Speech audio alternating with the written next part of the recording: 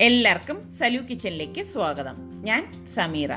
ഇന്ന് ഞാൻ വളരെ പെട്ടെന്ന് തന്നെ നമുക്ക് തയ്യാറാക്കിയെടുക്കാൻ പറ്റുന്ന ടേസ്റ്റി ആയിട്ടുള്ള ബ്രേക്ക്ഫാസ്റ്റ് റെസിപ്പിയും അതുപോലെ തന്നെ നമ്മളുടെ പ്ലാന്റഡ് ട്രീ ചലഞ്ച് വിശേഷങ്ങളുമാണ് നിങ്ങളുമായി ഷെയർ ചെയ്യുന്നത്. അപ്പോൾ നമുക്ക് അതെന്തൊക്കെയാണെന്നൊന്ന് നോക്കാം. ഇതാണ് നമ്മളുടെ ഇന്നത്തെ പ്രഭാതം. മഴ തോർന്നത് കാരണം തെളിഞ്ഞ ആകാശമാണ്. ഇപ്പോൾ സമയം രാവിലെ 6 മണിയാണ് കേട്ടോ. നല്ല രസമുണ്ടല്ലേ കാണാനായിട്ട്. ചന്ദ്രൻ നിൽക്കുന്നത് നോക്കിക്കേ, അടിപൊളി. ഈ അപ്പം ഉണ്ടാക്കാൻ വേണ്ടിയിട്ട് ഞാനിവിടെ മിക്സിയുടെ ജാറിലേക്ക് 2 കപ്പ് റവ ഇട്ട് കൊടുക്കുകയാണ്. 250 ml കപ്പിലാണ് 2 കപ്പ് റവ ഞാൻ ഇടുന്നത്. ഇതിലേക്കിനി ഞാൻ 4 ടേബിൾ സ്പൂൺ മൈദ മാവ് ഇട്ട് കൊടുക്കുകയാണ്. ഇനി ഇതിലേക്ക് ഞാനിവിടെ 1/4 കപ്പ് തേങ്ങ എടുത്തിട്ടുണ്ട്. ഈ തേങ്ങ ഇട്ട് കൊടുക്കാം. ഇതിലേക്ക് ഞാൻ 1 ടേബിൾ സ്പൂൺ ഈസ്റ്റ് ഇട്ട് കൊടുക്കണം. ഇതോടൊപ്പം തന്നെ 2 ടേബിൾ സ്പൂൺ പഞ്ചസാരയും പാകത്തിനുള്ള ഉപ്പും കൂടി ഇട്ട് കൊടുക്കാം. ഇനി ഞാൻ ഇതിലേക്ക് 3 കപ്പ് ലൂക്ക് വാം വാട്ടറാണ് ഒഴിച്ചു കൊടുക്കുന്നത്, അതായത് ഇളം ചൂടുവെള്ളം. എന്നിട്ടിത് നന്നായിട്ടൊന്ന് അരച്ചെടുക്കും. അതിനുശേഷം വെള്ളം വേണമെങ്കിൽ മാത്രം ചേർത്ത് കൊടുക്കത്തേ ഉള്ളൂ.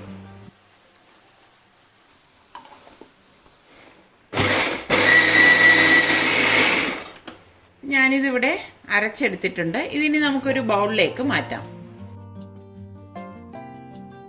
അപ്പോൾ കറക്റ്റ് ഇതേ അപ്പത്തിൻ്റെ കൺസിസ്റ്റൻസിയാണ്. അപ്പോൾ ഞാൻ ഇനി ഇതിലേക്ക് വെള്ളം ഒന്നും ചേർക്കുന്നില്ല കേട്ടോ. ഇതാണ് ഈ ഒരു മാവിൻ്റെ ഒരു ടെക്സ്ചർ എന്ന് പറയുന്നത്. നമ്മൾ അപ്പം ഉണ്ടാക്കത്തില്ലേ സാധാരണ, ആ ഒരു ടെക്സ്ചർ തന്നെയാണ്. അപ്പോൾ ഞാൻ ഇനി ഇത് ഒരു 15 മിനിറ്റ് അടച്ച് മാറ്റി വെക്കുകയാണ്. 15 മിനിറ്റിന് ശേഷമാണ് നമ്മളിത് അപ്പം ചുട്ടെടുക്കുന്നത്. ഈ ഒരു വരട്ടിയത് ഉണ്ടാക്കാൻ വേണ്ടി ഞാനിവിടെ 1.5 കിലോ ബീഫ് നന്നായിട്ട് കഴുകി എടുത്ത് വെച്ചിരിക്കുകയാണ്. ഇതിപ്പോൾ എല്ലോട് കൂടിയിട്ടുള്ള കഷ്ണങ്ങളാണ് ഞാനിവിടെ എടുത്തിരിക്കുന്നത്. അപ്പോൾ ഇനി ഇതെങ്ങനെയാണ് തയ്യാറാക്കുന്നതെന്ന് നോക്കാം. അപ്പം മിക്സിയുടെ ജാറിലേക്ക് 1.5 ടേബിൾ സ്പൂൺ കുരുമുളക് പൊടി ഇട്ട് കൊടുക്കാം. അതുപോലെ തന്നെ 1 ടേബിൾ സ്പൂൺ ഗരം മസാല പൊടി ഇട്ട് കൊടുക്കണം. ഇത് നമ്മൾ വീട്ടിൽ തന്നെ വറുത്ത് പൊടിച്ചെടുത്ത് വെച്ചിരിക്കുന്ന ഗരം മസാല പൊടിയാണ്. അപ്പോൾ ഇതിൻ്റെ ലിങ്ക് ഞാൻ ഡിസ്ക്രിപ്ഷൻ ബോക്സിൽ കൊടുത്തിരിക്കാം കേട്ടോ.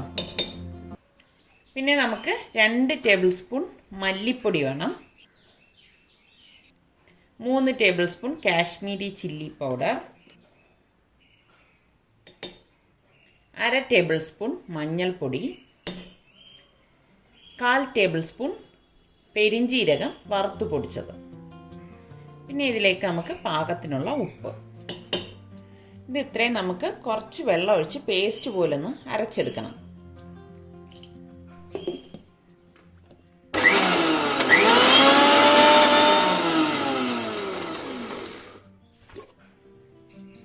കുറച്ചുകൂടി വെള്ളം ഒഴിച്ചു കൊടുക്കാം.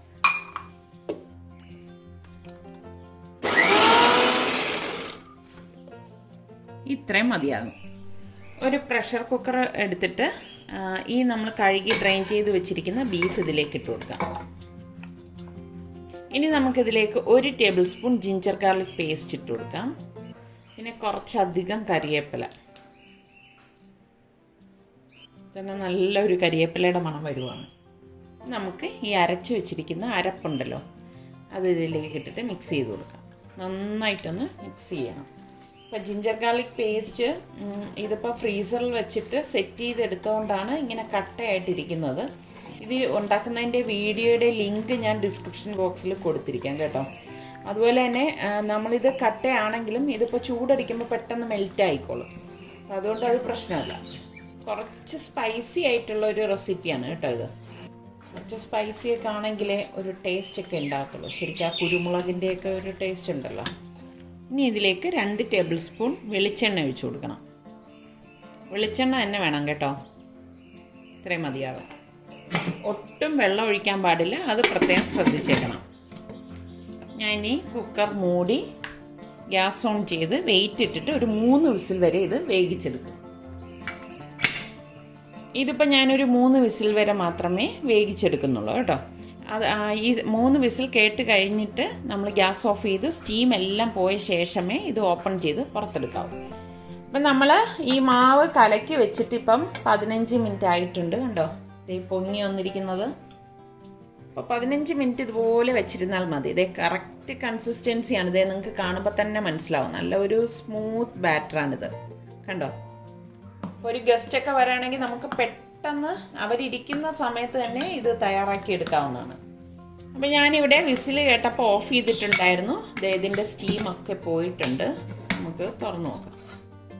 കണ്ടോ, നമ്മളുടെ ബീഫ് ഇവിടെ പാകത്തിന് വെന്ത് വന്നിട്ടുണ്ട്. നമ്മൾ ഒട്ടും വെള്ളം ചേർത്തിട്ടില്ല. പക്ഷേ ഈ ബീഫിൽ നിന്ന് തന്നെ ഊറി വന്ന ചാറുണ്ട്. നല്ല മണം വരുവാണ് കേട്ടോ. അപ്പം നമുക്കിനി ഇത് എങ്ങനെയാണ് അടുത്ത് തയ്യാറാക്കുന്നതെന്ന് നോക്കാം.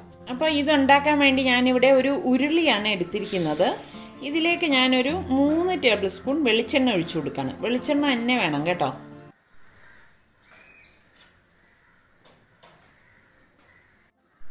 എണ്ണ ചൂടാകുമ്പോഴേക്കും ഞാനിവിടെ 1 ടീസ്പൂൺ പെരിഞ്ജീരകവും 1 ടീസ്പൂൺ ഉലുവയും കൂടി ഇട്ട് കൊടുക്കണം. ഇതിലേക്ക് ഞാനിവിടെ 2 വറ്റൽമുളക് എടുത്തിട്ടുണ്ട്. അത് ചെറുതായിട്ടൊന്ന് കട്ട് ചെയ്തിട്ട് കൊടുക്കാം. ഇതോടൊപ്പം തന്നെ ഞാനിവിടെ കുറച്ച് തേങ്ങ ഇതുപോലെ ചെറുതായിട്ട്, ഉണങ്ങിയ തേങ്ങയാണ് കേട്ടോ, ചെറുതായിട്ട് അരിഞ്ഞെടുത്ത് വെച്ചിട്ടുണ്ട്. അതും കൂടി ഇട്ട് കൊടുക്കാം. തേങ്ങ ഇട്ടില്ലെങ്കിലും കുഴപ്പമൊന്നുമില്ല. എൻ്റെ കയ്യിലുള്ളത് കൊണ്ട് ഞാൻ ഇട്ടെന്നേ ഉള്ളൂ. തേങ്ങ മൂത്ത് വരുന്നുണ്ട് കേട്ടോ. ഈ സമയത്ത് നമുക്ക് കുറച്ച് കറിവേപ്പിലയിലേക്ക് ഇട്ട് കൊടുക്കാം. ഇനി ഇതിലേക്ക് ഞാനിവിടെ 3 സവാള അരിഞ്ഞെടുത്ത് വെച്ചിട്ടുണ്ട്. ഈ സവാള ഇട്ടിട്ട് വഴറ്റി കൊടുക്കാം. ഹൈ ഫ്ലെയിമിൽ ഇട്ടിട്ടാണ് ഞാൻ ഈ ഇളക്കിയെടുക്കുന്നത് കേട്ടോ. ഉള്ളി വഴണ്ട് വരുമ്പോഴേക്കും ഞാനിവിടെ 1 ഉണ്ട വെളുത്തുള്ളി നന്നായിട്ട് വാഷ് ചെയ്തിട്ട് തോലോടുകൂടി തന്നെ ഒന്ന് ചതച്ചെടുത്തതാണ് കേട്ടോ. അതും കൂടി ഇട്ട് ഇളക്കി കൊടുക്കാം. കുറച്ച് ഉപ്പ് ഇതിലേക്ക് ഇട്ട് കൊടുക്കാം. ഈ സവാളയ്ക്കും അതുപോലെ തന്നെ ഈ വെളുത്തുള്ളിക്കൊക്കെ പാകത്തിനുള്ളത് മാത്രം ഇട്ട് കൊടുത്താൽ മതി. കാരണം നമ്മൾ വേവിച്ച ബീഫിലേക്ക് ഉപ്പിട്ടിട്ടുണ്ടായിരുന്നു. ശരിക്കും ഈ ബീഫൊക്കെ ഇതുപോലെ ഉരുളിയിലൊക്കെ ഇതുപോലെ വരട്ടിയെടുക്കുന്നതാണ് ടേസ്റ്റ് കൂടുതൽ കേട്ടോ. ഇനി ഇതിലേക്ക് 1 ടീസ്പൂൺ കുരുമുളക് പൊടിയും 1/2 ടീസ്പൂൺ മഞ്ഞൾപ്പൊടിയും കൂടി ഇട്ടിട്ട് ഇളക്കി കൊടുക്കണം.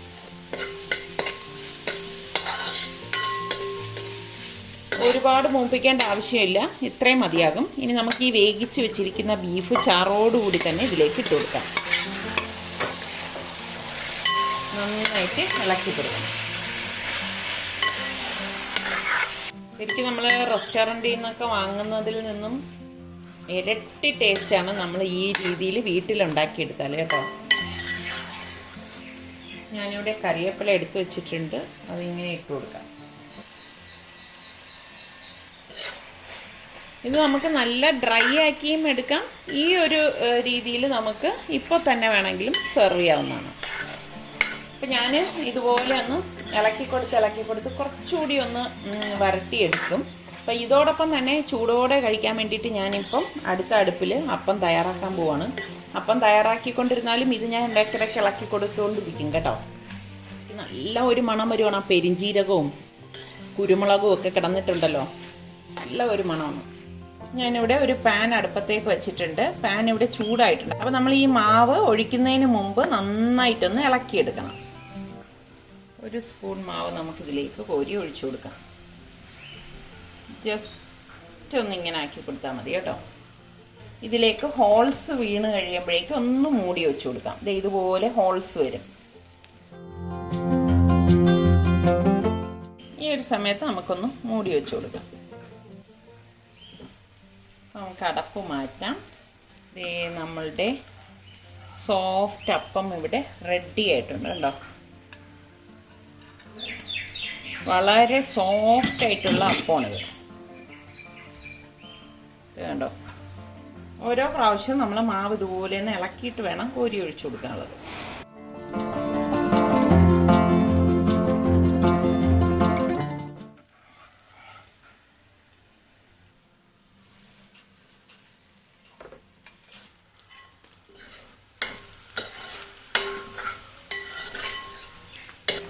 ഞാനിവിടെ കുറച്ചുകൂടി ഇത് ഡ്രൈ ആക്കി കണ്ടോ. ഇത് ഈ ഒരു രീതിയിൽ കഴിക്കുന്ന നല്ല ടേസ്റ്റാണ്. ഇനി നല്ല ഡ്രൈ ആക്കി കഴിച്ചാൽ അതിലേറെ ടേസ്റ്റുമാണ് കേട്ടോ. ഞാനിപ്പം ഈ ഒരു സ്റ്റേജിൽ ഞാൻ ഗ്യാസ് ഓഫ് ചെയ്യാണ്.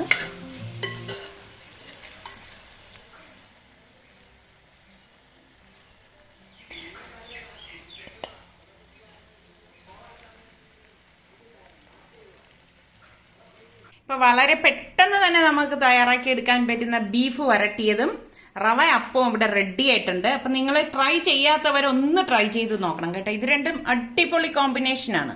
ട്രൈ ചെയ്ത് നോക്കിയിട്ട് എനിക്ക് ഫീഡ്ബാക്ക് തരണേ. ഇന്നത്തെ ഈ റെസിപ്പി നിങ്ങൾക്ക് എല്ലാവർക്കും ഇഷ്ടമായെന്ന് വിശ്വസിക്കുന്നു. അപ്പോൾ നമ്മളുടെ സലു കിച്ചൻ സബ്സ്ക്രൈബ് ചെയ്യാത്തവരുണ്ടെങ്കിൽ നിങ്ങൾക്ക് നമ്മളുടെ ചാനൽ ഇഷ്ടപ്പെടുകയാണെങ്കിൽ സബ്സ്ക്രൈബ് ചെയ്യാനും ഷെയർ ചെയ്യാനും ലൈക്ക് ചെയ്യാനും കമൻറ്റ് ചെയ്യാനും ഒന്നും മറന്നു വരുത് കേട്ടോ.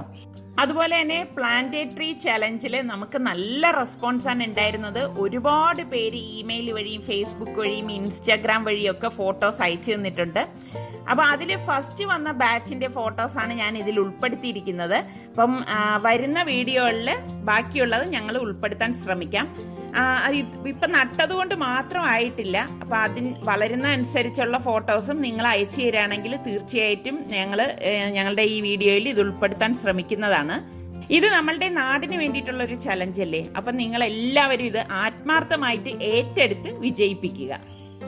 അടുത്ത എപ്പിസോഡിൽ നമുക്ക് വീണ്ടും കാണാം. അതുവരയ്ക്കും എല്ലാവർക്കും ബൈ.